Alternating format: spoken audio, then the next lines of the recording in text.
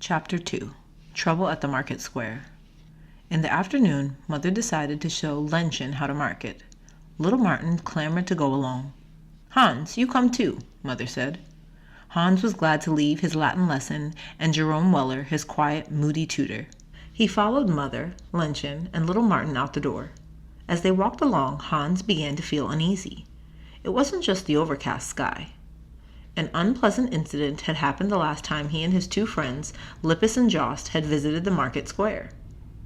3 peasant boys had thrown rotten cabbage heads at Hans and his friends. Not only that, the peasant boys threatened to toss all 3 town boys into the stinking, open ditch that ran the length of the street. The ditch carried garbage and raw sewage. How awful to be pushed into it. Hans shuddered, remembering how Aunt Lena would scold, and with reason. It would take many washings to remove the stench of rotting garbage, and worse, from their clothes. As if in answer to his thoughts, Hans spied the same 3 boys, about his own age, standing behind a cheese stall. When they saw him, they stuck their tongues out at him. Thank goodness Mother hadn't noticed. She was busy teaching Lenchen how to shop. Little Martin tugged at his mother's skirt. Mother bent down and gently pushed Martin toward Hans. "Please take care of your brother. I'm too busy with Lenchen to watch him." Hans sensed trouble coming. What if a fight developed with the peasant boys? Still, they probably wouldn't throw him in the ditch with Martin there. Grown-ups could always be counted on to come to the aid of small children. "Stay right here," Hans whispered to his brother. But Martin, bouncing in excitement at his first trip to market, swung out of Hans's grasp and darted toward a stall where live geese waddled and honked. "Let's buy a goose," Martin called. "Father likes them." Whenever Father saw the geese in the courtyard of the Black Cloister, he was sure to say something about swans. He had a stone swan in his study. "If you burn a goose, from its ashes rises a swan," Father would tell visitors. They would explain to each other, "Oh, he means something greater arises from ashes. He's referring to the great Bohemian martyr, John Huss, who was burned at the stake for his religious beliefs. Huss means goose, you know." Little Martin squatted down and talked to the geese. Hans eyed the 3 peasant boys wriggling through the crowd and coming closer. He and his friends had avoided a fight the last time, but Hans expected a showdown some day soon. Not today, he hoped. Not without Lippus and Jost. Hans was sure the 3 of them together could lick their weight in peasants. Hans did not dare turn his back or edge away, and he certainly would not dare get into a fight. Not with Mother here. If Aunt Lena had come, it would be different. She knew how to overlook certain things boys felt they had to do. Such thoughts were of no help now. Hans saw the peasant boys slip with seeming innocence past townspeople bargaining all the various stalls. There was one hope. The overcast sky promised one of the frequent sudden showers Wittenberg was accustomed to. When thunder and lightning came with these quick storms, peasants believed the devil was loose, and they would hide until the storm let up. An ear-piercing shriek rose above the chatter of buyers and sellers. A peasant woman with arms upraised ran up to Mother and shook her fist in Mother's face. "I know who you are, Katharina von Bora, you sinful, fallen woman. Go home to your den of iniquity. You don't belong with decent people."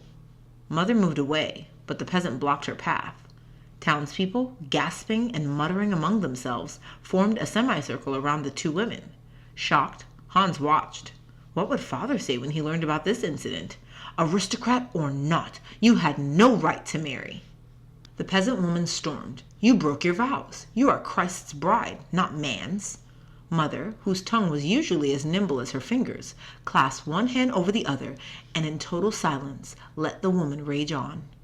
At last the peasant woman allowed her friends to lead her away, still shouting and waving her fists. The townspeople backed off in little groups, talking and nodding toward the Luthers. Little Martin looked up at Hans. "Why are people pointing to us?" "Because they know we're Martin Luther's family." "Don't they like us?" "Not everyone." "Why not?"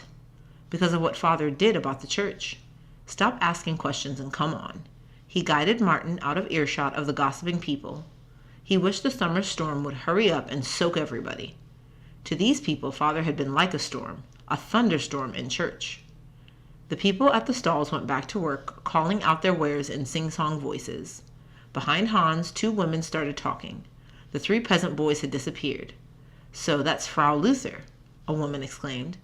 I do believe she's buying cheese. You seem surprised. The other woman laughed. Is she too lazy to make her own cheese?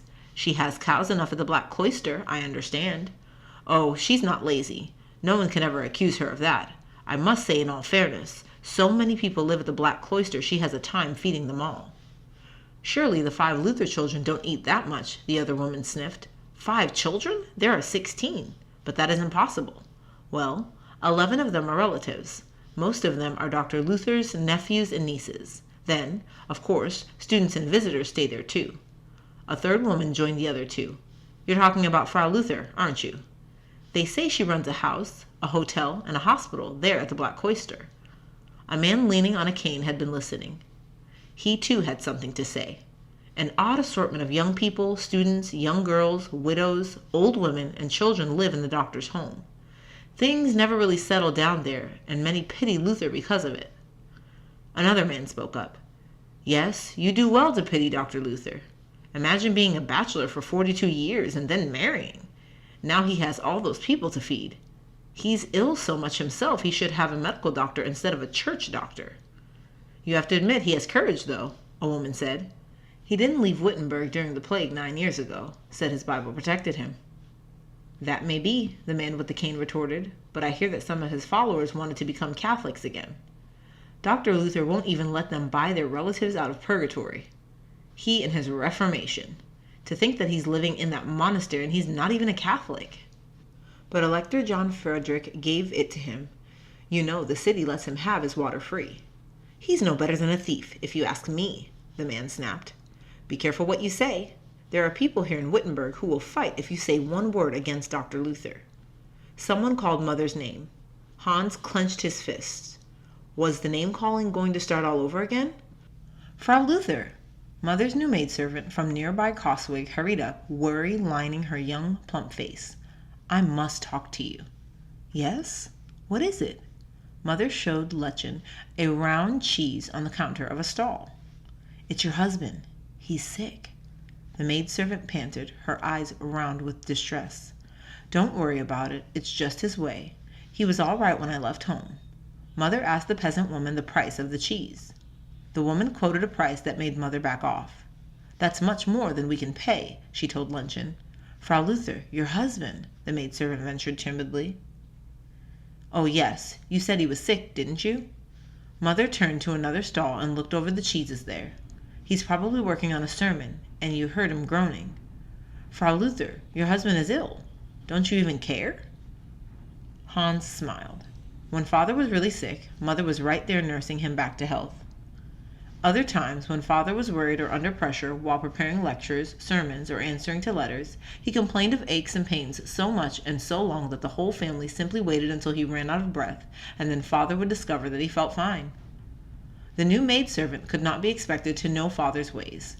She twisted her apron with nervous fingers. He is all doubled up on the floor of the lecture hall. For the first time, Mother looked alarmed. Not in front of the students, I hope.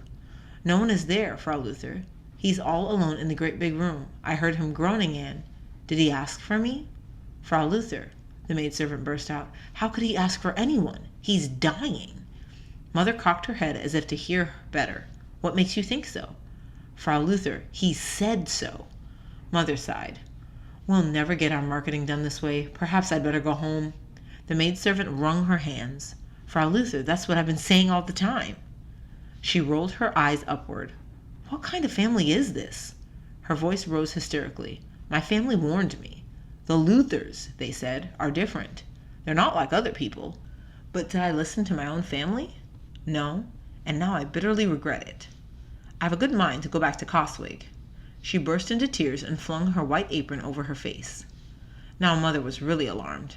Don't say that, my good girl. We need you. The children need you. Come along with me. I'll tell you about Dr. Luther. And then you'll understand. She took money out of the little bag at her waist, spoke quickly to a stall-keeper about a cheese, and motioned to Hans. Please carry the cheese home for me. Lenchen, you take Martin, and all of you come back home right away. Mother hurried off, talking in her usual fast and earnest way to the new maidservant. Hans hugged the cheese to his chest and started home with Lenchen and Martin. Because of Martin, they had to walk slowly. At the edge of the market square, they came face to face with the 3 peasant boys. "What's your name?" a dark-haired boy demanded. "Hans. What's yours?" "Blackie." "What's her name?" Blackie jerked his head toward Lenchen. "Magdalena," Lenchen said. "Your mother called you Lenchen. How come?" "It's her nickname," little Martin blurted. "Be quiet," his sister warned. "No one asked you, and don't tell your name." "You'd better tell it." Blackie nodded toward the garbage-filled ditch. "You know what we could do to you? We could throw all 3 of you in there. How would you like that? So what is his name?" "Martin Luther," little Martin blurted out. "Martin Luther!"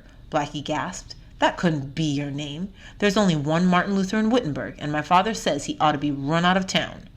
"Martin Luther is my father," Martin explained innocently. The 3 peasant boys looked at each other with sly grins. Blackie's eyes gleamed. "So you're the ones! You think you're smart because Martin Luther is your father." His mouth twisted in a sneer. "Imagine! A monk for a father and a nun for a mother. Monks and nuns aren't supposed to get married." "Yeah," another boy chimed in. "Your parents can never go to heaven." Lenchen gritted her teeth, clasped little Martin's hand, and pushed past the boys, her head high. "That's not true." The 3 boys stepped in front of her with arms folded.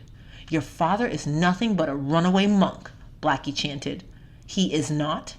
"Yes, he is, and he married a runaway nun." "He did not?" "Yes, he did, and your mother escaped from her convent in a big old fish barrel with some more nuns, and your house is nothing but an old broken-down monastery." Little Martin burst into tears. Lenchen comforted him. "You don't even know what a monastery is, so why are you crying?" "I don't want to live in an old, broken-down monastery." "It isn't broken down.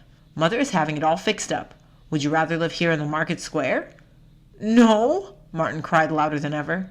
"Come on, Lenchen," Hans urged. "Don't pay any attention to these boys." He hoped the bluff would work. "I'm not moving until they get out of our way. They'll see that we're not afraid of them or anyone else." Hans could have hugged Lenchen. His sister, always so calm and reasonable, would not let the peasant boys bully her. A faraway clap of thunder hushed everyone in the market square. Stall-keepers hurriedly flung their wares into big sacks. Blackie looked frightened. "It's the devil," he breathed. He and the other 2 boys turned quickly and ran off. "The devil is loose," the stall-keepers told each other. "Either that or it's Martin Luther preaching," a man called out. "Only his thunderstorms are in church." Hans and Lenchen, with Martin between them, raced down the street toward the black cloister. Better a thunderstorm than a dip in the ditch.